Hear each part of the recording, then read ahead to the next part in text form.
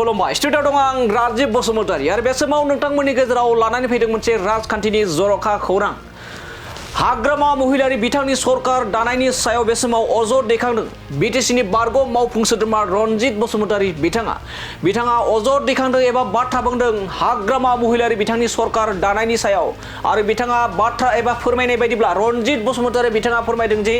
बिजेपिनि oxygen मोननानैसो सरकार दानो हादों हाग्रामानि दैदेननाय बिपिएफ दोलो होननाय बे समाव अजद दैखांदों हाग्रामा थामहिनबा आथिखालनि जा बिटिसि सरकारनि एबा बिपिएफ सरकारनि सायाव नंगौ बे समाव फिन फोरमायबावोदि बिजेपिनि अक्सिजेन मोननानैसो सरकार दानो हादों हाग्रामानि दैदेननाय बिपिएफ राजखान्थि दोलोआ बेबायदि अजद दैखांदों बिटिसिनि बारग' मावफुं सोद्रोमा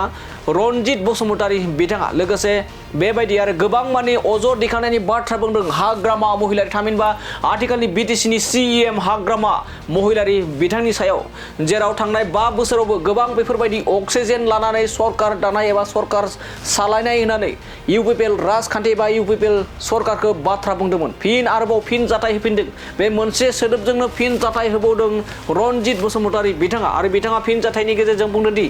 बिजेपिनि अक्सिजेन मोननानैसो एबा मदद मोननानैसो हाग्रामा महिलारि दैदेननाय बिपिएफ दोलोआ सरकार दानो हादों होननानै बे समाव अजद दैखांनायखौबो नुनो मोननाय जादों না না এটা কথা স্পষ্ট বিজেপিৰ অক্সিজেন পাইতো তেওঁলোকে আকস্মিকভাৱে ইয়াত চৰকাৰ গঠন কৰিবলৈ সক্ষম হ'ল বিজেপিৰ ভোট এইফালে আমাৰ মাইনৰিটি ভাইসকলে আমাৰ খ্ৰীষ্টিয়ান আৰু মুছলমান ভাইসকলে ভাবিলে ইউপিপিএল দলে বিজেপিৰ লগত এলায়েন্স থকাৰ কাৰণে আমি এণ্টি বিজেপি এটা ঢৌ আনি পেলাই নতুনকৈ চৰকাৰ গঠন কৰা যাওক বুলি হাগ্ৰামাক দি দিলে হাগ্ৰামা বাহিনীক ইফালে মানে গেম খেলি পেলাই ষ্টেটৰ আমাৰ বিজেপিয়েও হাগ্ৰামাক জিকাই দিলে এই কথাটোতো সকলোৱে জানে না না এটা কথা স্পষ্ট বিজেপিৰ অক্সিজেন পাইতো তেওঁলোকে আকস্মিকভাৱে ইয়াত চৰকাৰ গঠন কৰিবলৈ সক্ষম হ'ল